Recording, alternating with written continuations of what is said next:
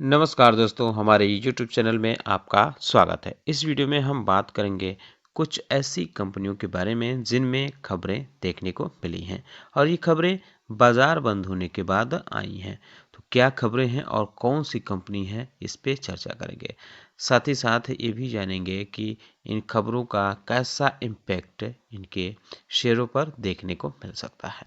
तो इस पे चर्चा शुरू करने से पहले मैं कहना चाहूँगा कि अगर आपने हमारे चैनल को सब्सक्राइब नहीं किया है, कृपया सब्सक्राइब कर लें और बेल आइकन भी दबा लें। एनएससी की तरफ से एफएनओ में कुछ बदलाव किया गया है। तो इसमें कुछ कंपनियों को डाला गया है एफएनओ कॉन्ट्रैक्ट में। Castrol India, Gland Pharma, NBCC और फोनिक्स मिल, सोलार इंडस्ट्रीज और टोरंट पावर, ये कंपनियां अब एफएनओ में एनएससी की तरफ से डाली गई हैं, जो 31 जनवरी से इसमें देखने को मिलेंगे इस एफएनओ में। तो इस वजह से आप इनके शेयरों पर चाहे तो नज़र रख सकते हैं। हालांकि बात करें तो पिछले महीने ही एनएससी ने अनाउंसमेंट किया था कि कुछ कंपनियों को एफएनओ से बाहर किया गया है। करीब 16 कंपनियों के नाम दिए गए थे।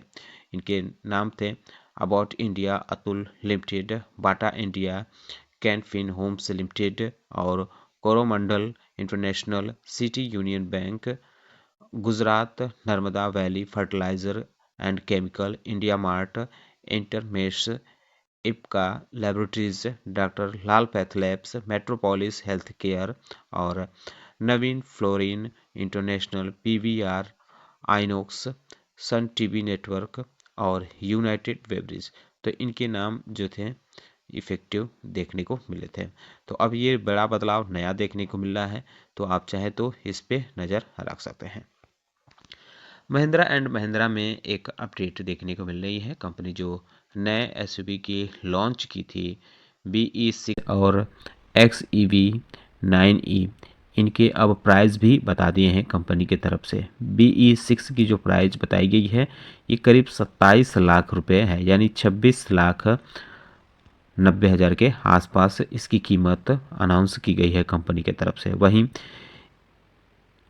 XEV9E की जो कीमत है वो 30.5 लाख के आसपास रखी गई है। जो पहले फेज़ के टेस्ट ड्राइव है वो शुरू हो जाएगा 14 जनवरी से, यानी अगले हफ्ते से ये शुरू हो जाएगा और 14 फरवरी से इसकी बुकिंग भी शुरू हो सकती है। और कंपनी की तरफ से ये भी कहा गया है कि जो इसकी डिलीवरी है वो मार्च में शुरू की जा सकती है। तो बड़ा अपडेट महिंद्रा एंड महिंद्रा में देखने को मिल रहा है। टाटा स्टील में बिजनेस अपडेट जारी किया गया है। कंपनी ने बताया है कि जो इंडिया में उसका प्रोडक्शन इस बार रहा है Q3 में, वो 6.2% बढ़ा है, पिछले साल के मुकाबले 5.68 मीट्रिक टन रहा है। डिलीवरी भी इसकी 8.5% के आसपास बढ़ी है, 8.4%, और ये 5.29 मीट्रिक टन देखने को मिला है। शोभा कंपनी ने भी अपने बिजनेस अपडेट जारी किए हैं।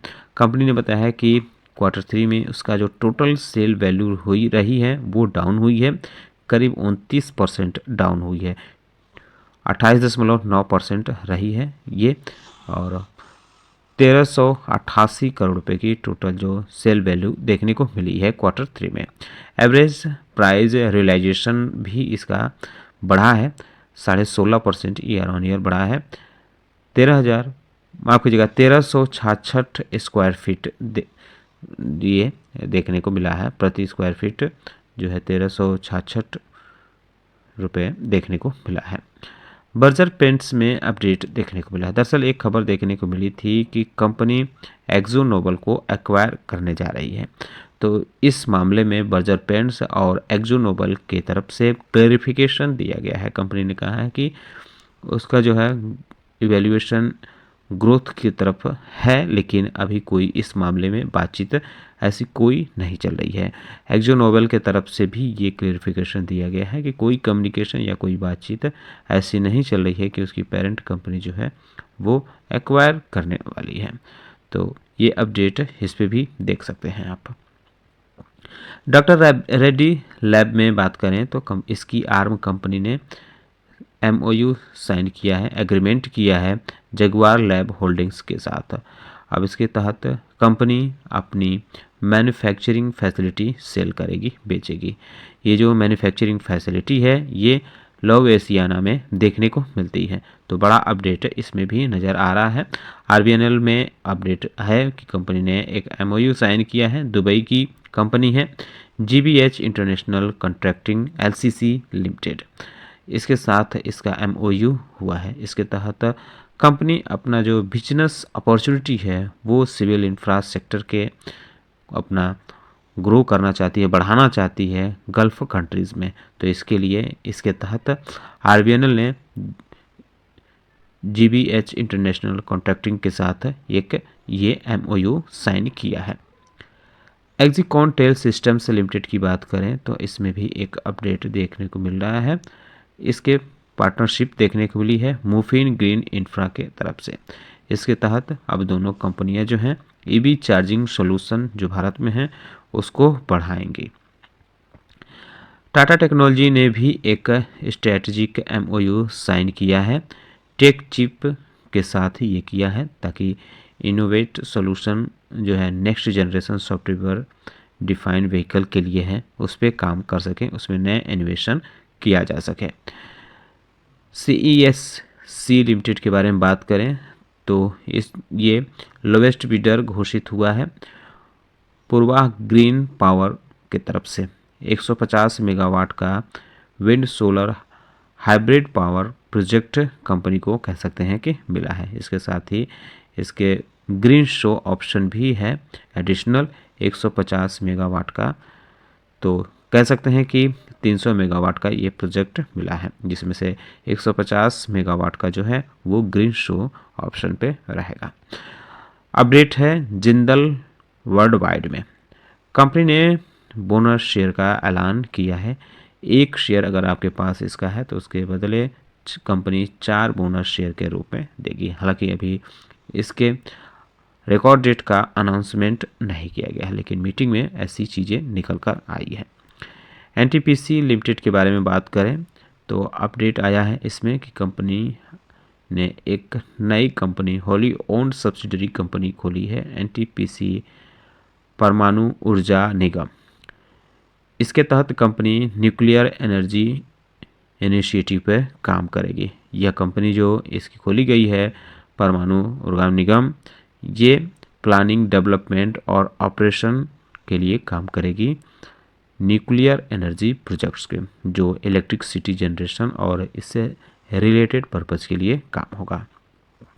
सब्सिडरी कंपनी का फोकस जो होगा वो मेन फोकस रहेगा कि न्यूक्लियर पावर स्टेशन को कैसे बनाया जा सके, उसको कैसे चलाया जाए और माइनिंग न्यूक्लियर पे काम किया जाए, और प्रमोटिंग रिसर्च पे भी काम करेगी, डेवलपमेंट और आइडेंटिफाई सुटेबल पर भी ये काम करेगी न्यूक्लियर फैसिलिटी के लिए। तो बड़ा अपडेट एनटीपीसी में ये देखने को मिल रहा है। बिरला सॉफ्ट में अपडेट देखने को मिल रहा है कि कंपनी के एक महत्वपूर्ण अधिकारी ने इस्तीफा दिया है, चीफ एग्जीक्यूटिव ऑफिसर, जो अमेरिका के लिए ये थे CEO। इन्होंने अपने पद से इस्तीफा दिया है। रुपिंदर सिंह, पर्सनल रीजन इन्होंने बताया है इस्तीफे की वजह। बहरहाल ये 7 फरवरी से इफेक्टिव माना जाएगा। WPIL में भी एक अपडेट देखने को मिल रहा है। कंपनी का कहना है कि उसका जो यूरोपियन सब्सिडरी कंपनी देखने को मिलती है ग्रुपो अतुरिया, उसने 100% शेयर होल्डिंग एक्वायर किया है मीसा SRL में, जो एक इटालियन कंपनी है और ये अर्जिंग नानो में देखने को मिलती है, वहाँ इसका है। तो इसका 100% ये एक्विजिशन कंपनी ने किया है। ये जो मीसा कंपनी है ये इटालियन कंपनी जो मानी जाती है, ये पंपिंग स्टेशन प्रोजेक्ट्स और पंप हाइड्रो टर्बाइन सप्लाई में एक लीडिंग कंपनी मानी जाती है। तो बड़ा अपडेट ये कह सकते हैं कि इसमें देखने को मिला है। सफायर फूड्स लिमिटेड के बारे में बात करें तो कंपनी को जीएसटी विभाग के तरफ से नोटिस मिला है। ये जीएसटी नोटिस जो मिला है ये बेंगलुरु टेक्स्ट अथॉरिटी की तरफ से दिया गया है और 81,45,000 रुपये का ये नोटिस है, जिसमें इंटरेस्ट और पेनल्टीज़ भी शामिल हैं। मैनकाइंड फार्मा में भी अपडेट देखने को मिल रहा है। कंपनी की तरफ से बताया गया है कि उसकी जो आर्म कंपनी देखने को मिलती है उसमें अपने 56.31% स्टेक जो इसकी थी उसको प्लेस रखा है, यानी गिरवी रखा है भारत सीरम, उसकी सब्सिडरी कंपनी देखने को मिलती है। तो ये जो प्लेस रखा गया है ये कैटालिस्ट ट्रस्टशिप को रखा गया है। तो बड़ा अपडेट इसमें भी देखने को मिल रहा है। बाजार खुलने से पहले एक बार अमेरिकी मार्केट को भी ध्यान में रखें। अभी फ़िलहाल देखें तो नैस्डैक में ठीक ठाक गिरावट देखने को मिल रही है और डाउ जोन्स में भी गिरावट देखने को मिल रही है।